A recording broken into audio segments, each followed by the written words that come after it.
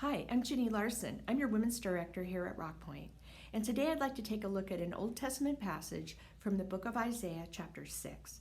And I'd like to issue you a challenge. If you'd consider reading this passage every morning for a week, I think it would change your perspective on your problems and help you approach your Christian walk with more confidence and assurance.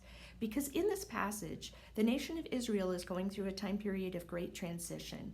It is a time of chaos, uncertainty, and doubt. They'd had a king, King Uzziah, who was seated on the throne for 52 years. And for 52 years, the nation of Israel had nothing but peace and prosperity. And then all of a sudden, Uzziah dies. Can you imagine having the same president for 52 years, the same king over your country for 52 years, everything's going really well, and then all of a sudden he dies? Well, that's what happens here. And to give Isaiah a better perspective on what was going on, God takes the prophet and whisks him into the very throne room of God and gives him a picture of God Most High. It's almost like God says to Isaiah, okay, the king died, but now I'm going to show you the real king, the king of the universe. Here we are in Isaiah chapter 6, verses 1 through 8. It was in the year that King Uzziah died that I saw the Lord. He was sitting on a lofty throne, and the train of his robe filled the temple. Attending him were mighty seraphim, each having 6 wings. With 2 wings they covered their faces, and with 2 they covered their feet, and with 2 they flew.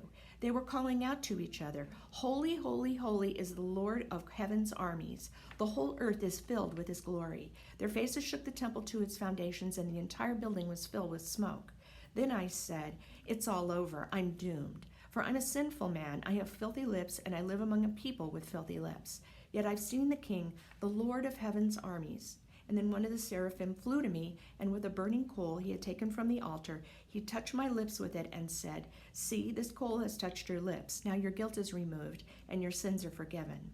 Then I heard the Lord asking, whom shall I send as a messenger to this people? Who will go for us? And then I said, here I am, send me.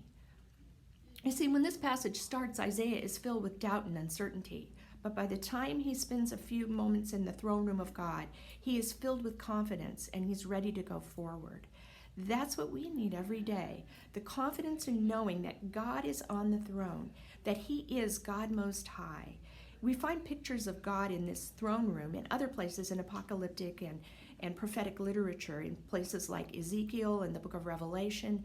I think these passages are given to us to remind us of how big God really is, and that he is the king of the universe, and that if we'll take a few moments every morning before we start our day to remember who's really on the throne, we can approach our lives with more confidence, with greater assurance that we're his people and that he is there for us, seated on the throne.